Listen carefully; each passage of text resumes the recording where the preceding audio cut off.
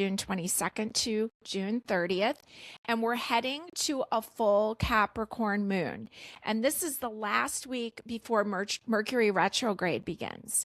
So the moon will be in Libra until Wednesday, June 24th at 2:43 a.m. when it moves into Scorpio. And it will be there Wednesday until Friday. Now, again, I consider Scorpio to be the strongest sign of the zodiac.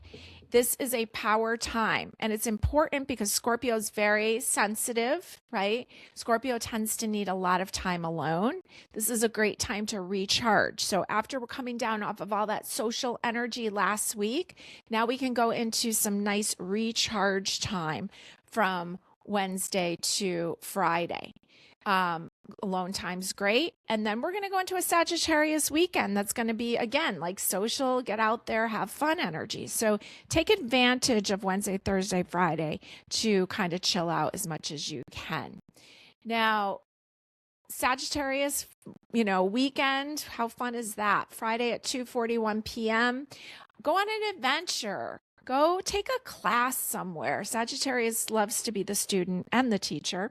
Or come shopping in Connecticut with us. I think I skipped a few things. I skipped a couple things back there on the 25th. So on June 25th, the sun will be square Neptune. And remember, the Neptune can bring in confusion. So there may be some temporary confusion, blurred boundaries, fatigue, and a strong urge to escape reality. Make art, don't self-sacrifice there on June 25th with the sun square Neptune. Then on the 25th, we have Venus trine Saturn. This is about devotion. This is about long-term planning. So thinking about your goals and your dreams there, great energy for that. Now on June 28th, Mars changes signs to Gemini. So it leaves the Earth sign of Taurus, which I don't think it really likes as much because Taurus moves pretty slow. Now we're going to move into Gemini, and Gemini moves really fast. So this is a very action-orientated time. Mars moving through the signs of the twins. Sharpening verbal expression and driving multitasking behavior. I was mentioning that before, how I can already feel that energy already. And it's really easy to overstimulate the nervous system. So this is a good time to be drinking the adaptogens. I like to make tea out of tulsi or ashwagandha. These adaptogens help us to calm down. Okay, I actually like lemon balm. And what else do I put in it? Skullcap and milky oats. Okay, that's a great tea that I like to drink to calm down. So research a little bit about adaptogens. Now remember, Mars to Gemini. Everything you say can and will be used against you. We're going to revisit this whole time period during a Mercury retrograde. Forgotten feuds can show up, repressed resentments. Choose your words carefully. Journal. Journal's probably the best way so that you can really get your feelings out on paper. Mars will be in Gemini from June 28th to August 11th. Now, big stuff going on Monday, the 29th. Now, remember, we're heading to the full moon. Mercury stations retrograde in Cancer, 26 degrees Cancer, and it's going to move back to 16 degrees Cancer. Remember, all the Mercury retrogrades this year are in water signs. This one's in the sign of Cancer. This is going to bring us back to the date of June 12th, so we will revisit everything that's happened since then. Now, Mercury puts on the brakes at the end of this month. And it's kickstarting a retrograde cycle that lasts until July 23rd. So you need to expect delays and use this period to look back at family history or reflect on emotional patterns rather than signing big financial contracts, okay? No major decisions during a Mercury retrograde because you don't have all the information. Okay, so wait. Mercury's shadow is the trickster. You do not want to end up with the wrong thing and not being able to return it. Everything you say will be revisited. And with Mars and Gemini, everything you say can and will be used against you. So choose very, very, very carefully. And It's a full moon on top of that, and it's a Capricorn full moon, and Capricorn is ruled by Saturn, and it's not going to take any nonsense. So the full moon peaks on Monday, June 29th at 7:57 p.m. It is at 8 degrees Capricorn.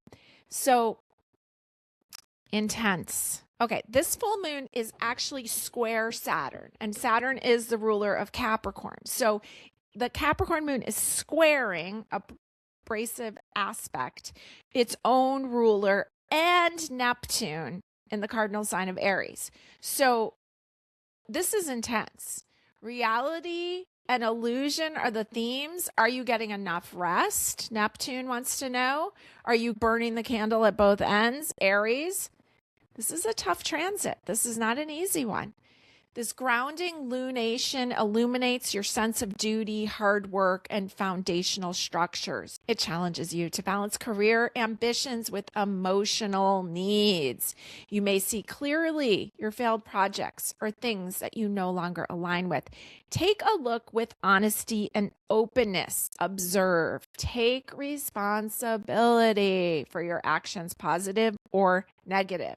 So give yourself credit for the positive things, take responsibility for the negative things, and just know that this is an interesting time and it will pass, okay? So then things get a little bit more fun on Tuesday, June 30th, as Jupiter enters Leo. This is the biggest planetary shift of the summer. The planet of luck and expansion leaves Cancer, enters fiery, theatrical Leo, and it will be there until July of 2027. This introduces a massive 12-month wave of creative confidence, personal expression, and passionate adventure. Don't settle for second best, especially if you're a Leo, okay? But this transit affects everyone, not just Leo. Now, we're going to end the month. Let's see. Ending the month, we have 2 planets in Cancer, the Sun and Mercury. We will have 2 planets in Leo, Venus and Jupiter. 2 planets over there in Gemini, Uranus and Mars. And then we have 2 planets over there in Aries. So we're starting to get a little bit more balanced. If you listened to earlier months, everything was really scrunched together. We're starting to feel a little bit more balanced, and that's a good thing. So let's see what you need to know this last week of the month, a big full moon week, and picking some cards for you live here. And this Wise Dog Tarot. It's kind of cute with the little dog bones on the back of it. And one from the Wildwood Tarot. All right, let's see what you got. Your first card is the 3 of Pipes, 3 of Wands, looking at where are we going next? What's the bigger picture here? The Hermit shows up here from the Wise Dog Tarot. This is a really cute one. He looks really sweet. He looks calm and focused, some alone time there. I was talking about how this week has Scorpio energy midweek, and to take that time to hear your inner voice. That's what the Hermit guides you forward, right? Your inner voice guiding you forward. The Wheel of Fortune shows up, and they're weaving a t-shirt here. And so we've got forward moving energy, Sagittarius energy.